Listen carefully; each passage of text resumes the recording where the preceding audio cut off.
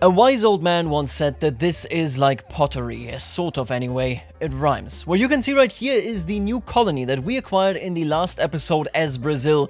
I would like to call it not just Brazilian South Africa, but indeed New Brazil, making it so that we jumped from Portugal to Brazil into the New World, and then we're jumping back into the other New Old World, which is South Africa right here.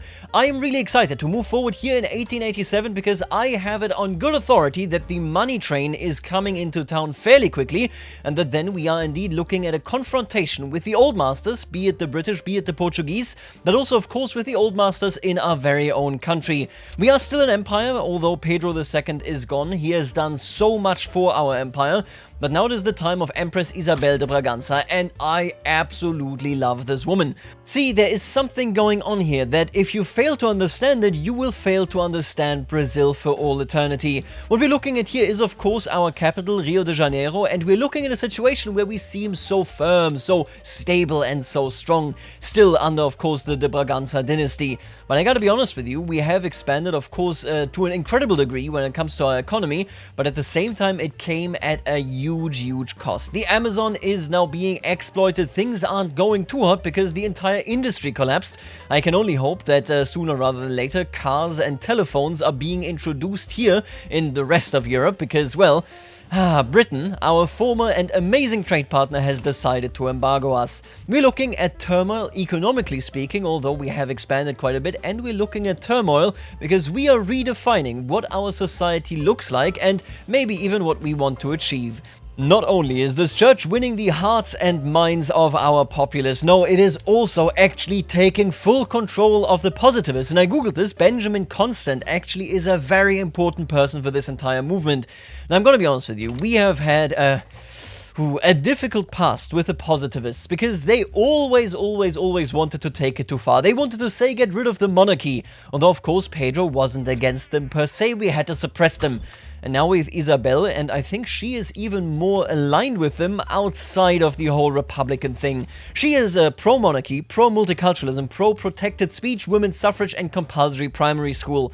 The reforms that started with Pedro that then were continued by the positivists will now, I think, go even further with Isabel in charge. And I'm excited to see it, because if I'm not mistaken, we're going to make a huge impact when it comes to our economy development, but also indeed an actual change to how our country is run. You can already see it right here. We currently have tenant farmers, but we are passing commercialized agriculture. And I'm excited to see it, because this finally will mean that the barons will be gone. And that is a dream. This is, by the way, Enlightened Royalist. It is a new ideology added in 1.5. And I gotta tell you, 1.5 added a ton of ideologies like integralis, that sort of stuff. And I'm gonna be honest with you, I had some gripes with previous editions, like for example the Luddites, but 1.5's additional ideology are so good flavor-wise, because man, they just enrich the entire experience. It's different from being a liberal to being an enlightened monarchist or even a positivist. Really cool to see. Oh, and would you look at that, an heir has actually been born. He's a land reformer and petite bourgeoisie. I like that. I'm really very much looking forward to... Is his head too big? I think this baby has a huge head. Anyway, I'm really looking forward to really ousting the landowners so that we can actually finish in a good ending, coffee with milk. Not having to give in to the landowners is definitely in line with who Empress Isabel is. So yeah, let's just get this done. Ooh, and I didn't really intend to do this, but I'm looking at this right now. The Portuguese have a bit of a squabble with, you know, their local enemies right here in Ovimbundu. And they are offering me, if I were to join them, which is basically me just dealing with the natives here, they are offering me even a conquer state. Oh my god, any conquer state. I would really like South Angola. I'm giving up on North Angola at this point, I think, but... Or am I? I don't think I am. I think I'm going to go with North Angola here, right? Oh, I could take Lourenço Marques. So basically, this is an opportunity to fight the Portuguese without the British getting involved. Now, I'm not sure that I can save the natives, but let's be real here, that's a secondary concern, I think, for the ruling class here in Brazil. I don't want any of these. We could take Beira, but I'm gonna be honest with you, that is it feels weird, right? We could take, of course, anything right here, Mozambique, Zambezia, that sort of stuff. Let me think about this. Alright, so I really want Portuguese Lourenço Marques. There's obviously, you know, it's quite evident that this would make our borders much better. But at the same time, I'm thinking if I take this, we might be able to secure this entire area just for us. So I'm gonna go ahead and actually ask for that. Yeah, so oh, what are you offering me? Hello? Obligation, who cares? Okay, this right here will then make it so that I can make my way right here and hopefully further south as well, although it's doubtful. The British will now be very, very fast when it comes to settling. Anyway, let's take North Angola, and I mean, that has to mean that I of course immediately need to actually mobilize my troops here. Now the downside is that they will definitely clean this up right here, and I can't even reach Ovimbundu, but it doesn't really matter because we just need North Angola, and you can see my troops coming in here. Speaking of which, by the way, I'm gonna just immediately introduce these colonies right here. We need to help our colony in South Africa colonizing this so that we can then have this entire area for ourselves. Again, that is the whole point. Brazilian South Africa is a hellscape, but most certainly is unbelievably profitable. Look at these gold mines. Ooh, and when these run out, they actually need to build these up as well. Yeah, I want this to grow and become powerful. Ideally, whenever we do clash with the British, I would like to transfer the Cape Colony. I think that would be beautiful. Yeah, and there you go. We have now indeed actually saved Ovimbundu. Technically, they're occupied by us, but don't worry about that too much. That means Portugal can't capitulate them, and that means South Angola goes to them and North Angola goes to us. Now, unluckily for us, Portugal will retain a claim on this region, which means we can't be the ones colonizing it, but I think that will be fine.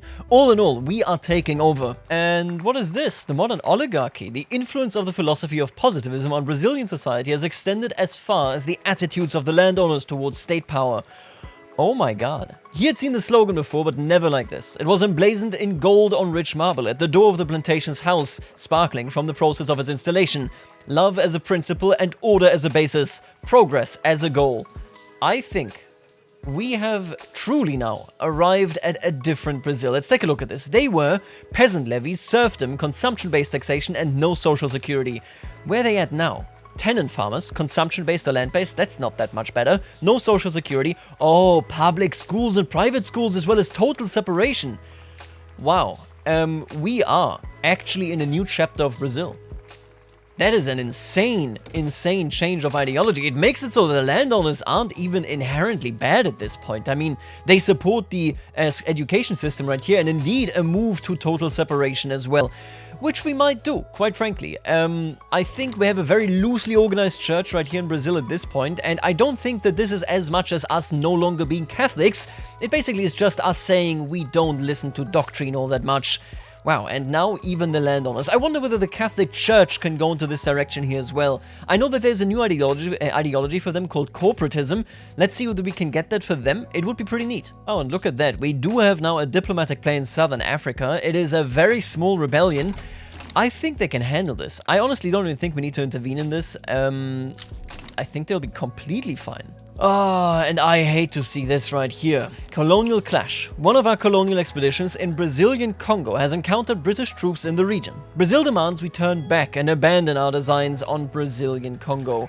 So this would be this location right here. And this is coming at a dire point because Gabon has now already been claimed by the British. They have taken so much in VTM, if you didn't know this. As soon as somebody has 50% of any given location, they and anybody with over 20% in that location get a claim on it. We didn't colonize fast enough, which means only Britain got that claim, and Britain now hates us even more. Until instructions arrived from Midlands and Rio de Janeiro, they seemed determined to maintain a jovial mood despite the nominal standoff. The British officer uncorked a bottle of wine and proposed a toast. Reluctantly, the Brazilian commander took the glass. The things I do for Brazil, he thought to himself as he downed it. They have soldiers, we have arguments, or only have arguments. 13 infamy, are you kidding me? That's insane. That is a ton of infamy. I will not be deterred. We have opposed the British in the past. Pedro II has opposed them despite not believing in what he was fighting for. All he showed, and I think this still matters, was that the Brazilians will not take a beating lying down.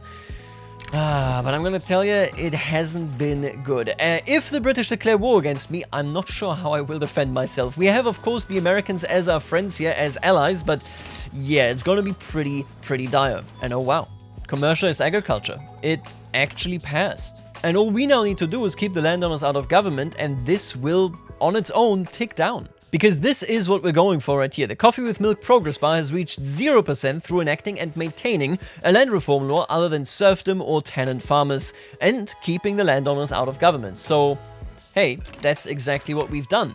Now the big question is, do we move further? I really want to give everybody a vote, you know, that census suffrage would be nice on its own as well, but I mean, then again, I think we can actually afford to do this because the industrialists are currently very happy. And if I'm not mistaken, we have a movement. And if we actually went through with this, 1.4 million individuals would become more loyal.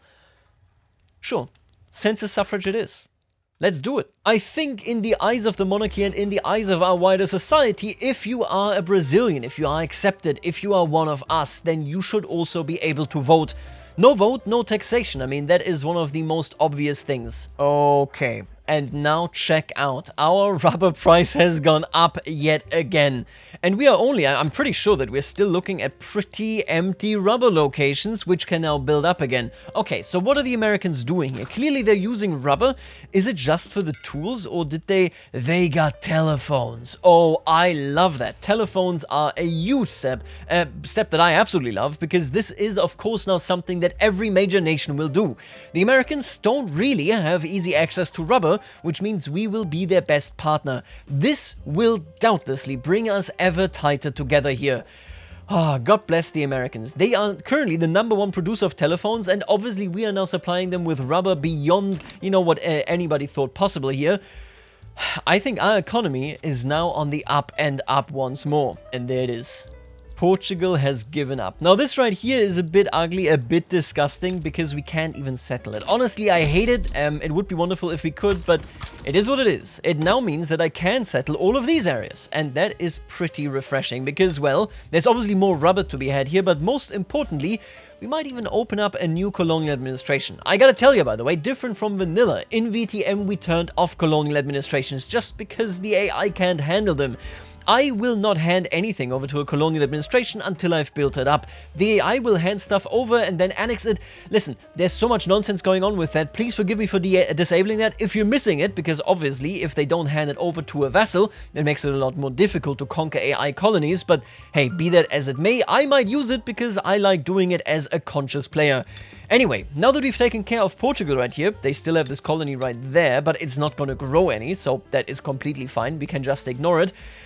I think it is time. Oh, look at the British. Yeah, they're just eating down here, huh? They're just really going in there. I think it is time that as soon as possible we actually annex our dear friends here in the Congo. Ooh, and this is actually gonna be a war. Can't really do anything with it, can I? I would like to actually go on and conquer them, but it is what it is. I'm gonna raise these troops, we're just gonna clear out the Congo, and I think for the time being, this may be the last war. Yes, we could blob, for example, over here, we could do something in Asia, we could do something with the Marina Kingdom, but honestly, we have the manpower and we have the resources, we don't really need to do all too much more. And I'm gonna be cheeky. I'm gonna press this button. Let's see what happens if we indeed succeed with this journal entry, which we now did. The positive epoch. The work of the positivists has deeply enshrined their principles within professional circles in Brazil. The principles of positivism are sure to guide Brazilian professional institutions for many years to come. A big day, a glorious day, one collective, one purpose. We have here today in this temple librarians and laborers, shopkeepers and spinsters, carpenters and clerks. What a big day to see so many working towards the betterment of our fellow man.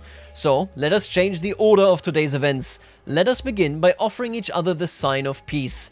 We are nearing the next stage of our evolution. So that is technology spread, which is really nice. Education, access and qualifications. It's not bad. I'm not sure that I love... It's just 5 years. It's not that significant, eh? The alternative here would be there is more they may do to lead us forward.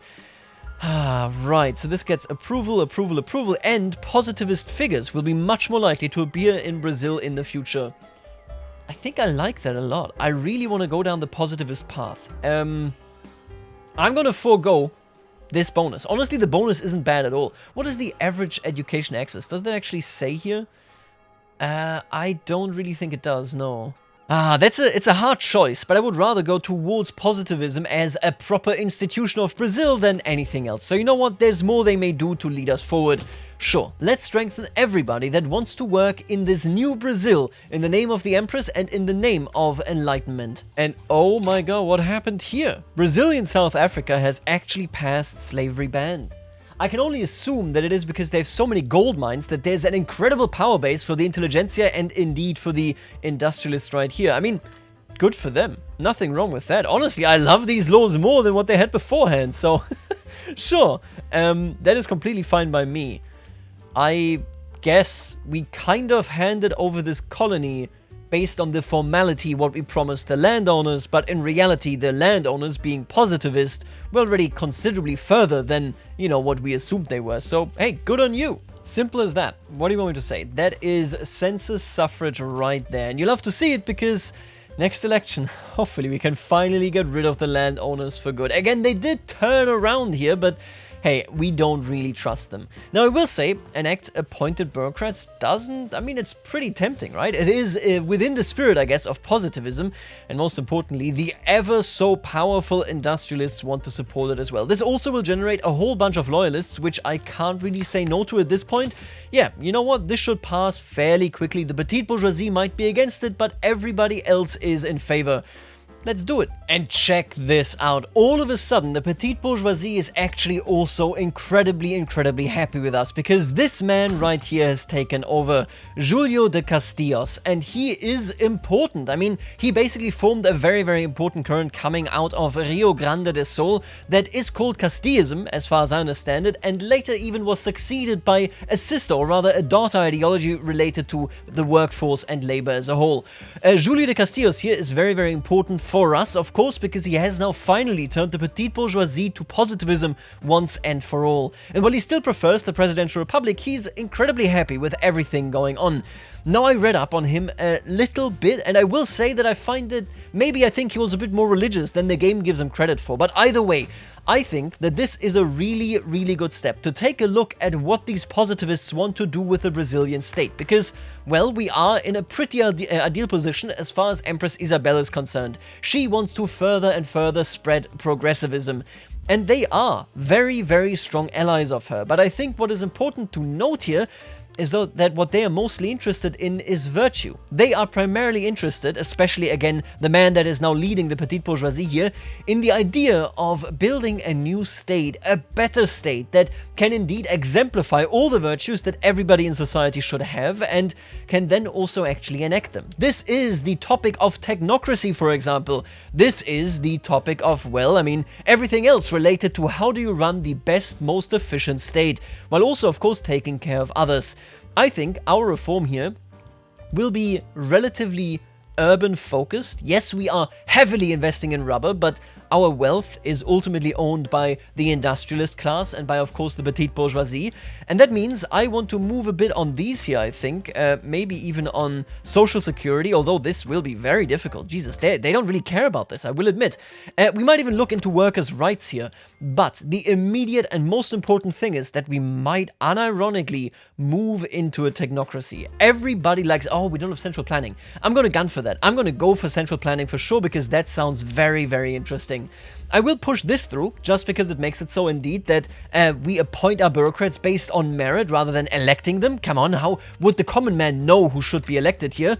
And after that, we will try to optimize what we are as a state, while maybe also pushing the social agenda of indeed Isabel de Bragança here. I think that is exactly the nature of the current regime. We want to combine her social progressivism with the idealized version of virtuous rule that stems from the positivists.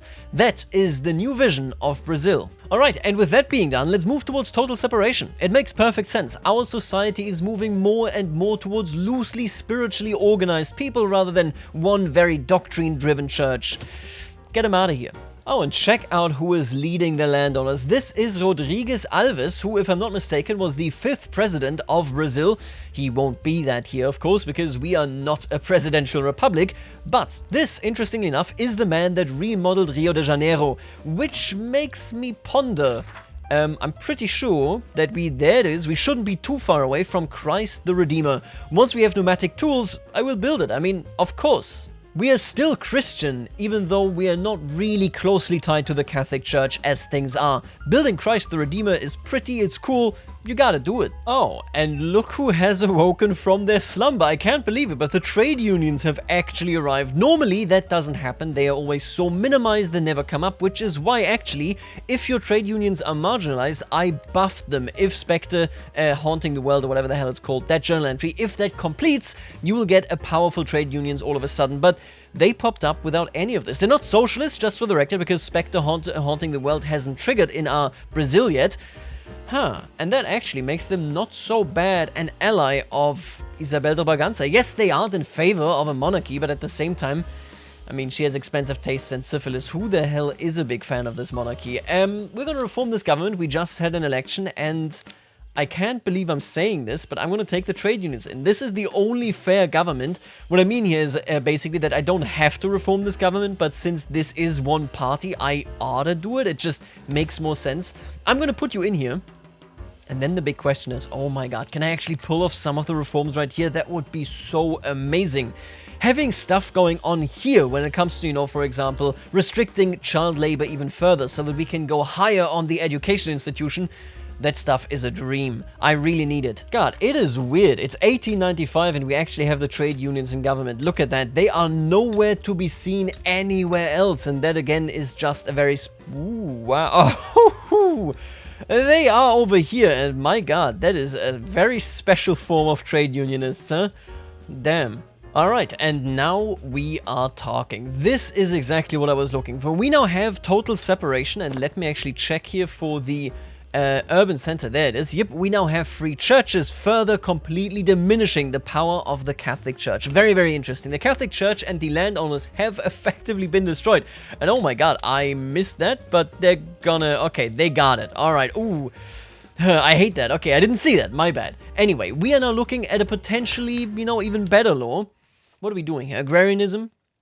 I mean, this isn't bad. Can subsidize power plants, that's a given. Obviously, doesn't really play a big role here. I think we're just going to move on towards interventionism. I don't think there's too much to lose here because the capitalists are now the majority owners of everything and they currently have a minus 25% investment pool, and that just isn't ideal.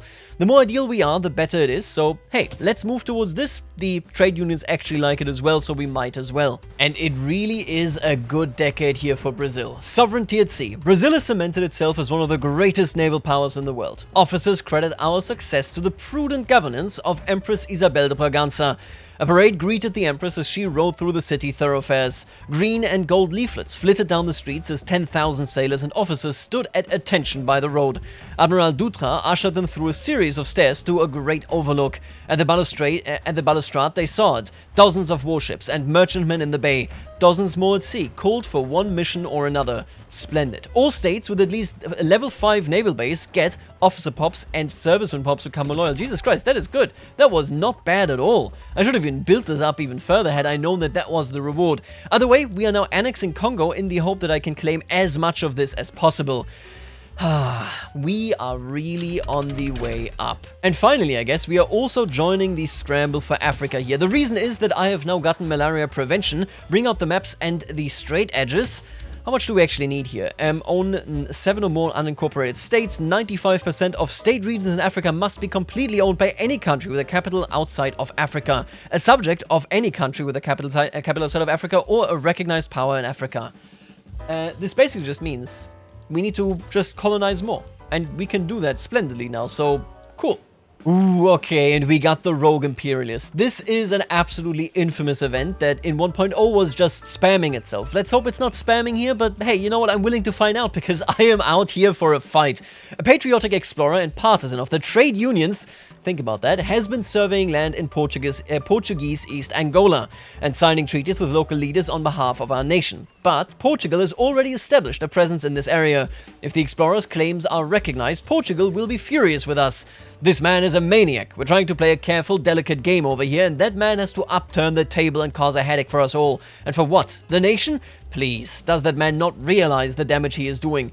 I actually love this, because if we get East Angola here, we effectively will get a claim on this region, making it much, much easier for us to settle this, and Portugal only holds this. So I'm gonna say, yeah, no, 100%. I will claim this. Are you joking? Whew, this now makes it so that we will be able to settle this quite quickly. I am only worried that we can't get in here. I would love a connection all the way there. Maybe we have to go to war with the British. We certainly can't exchange anything because we are hostile. We'll see how that goes. And oh my god, check out how fast Cisplatina is going on here. They have been a vassal, they've been a good vassal as well, and they now are building the very first telephones here in South America, as well as the very first cars.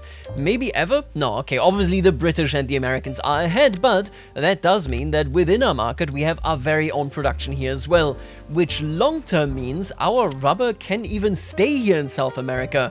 I have now become, because we've been building this up relentlessly, the very, very firm number 2, and I think soon to be number 1 producer of rubber, which obviously is the role that we should be playing. It does mean that we are running fairly low on our convoys, but hey, we're gonna get there eventually. Oh lord, as we are now settling Africa here, which is currently sparking a lot of rivalries. You can see right here, my infamy is not going down anytime soon, and I think conflict with Brazil, or rather with Portugal and Great Britain, is definitely on the horizon, but much more importantly, what the hell is going on here?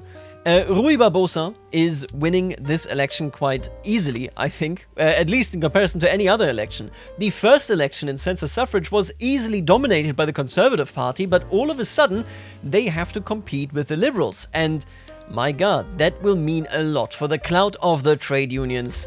I'm very excited to see how this goes, but just look at this voting share increase. I'm not sure how this happened, because I don't think too many people all of a sudden got rich. I didn't really change all that much.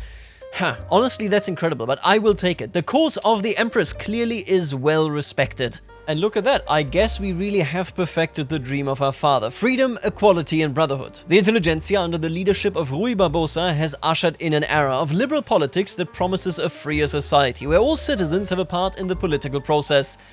He is a fearless visionary, sure, most certainly is, yeah.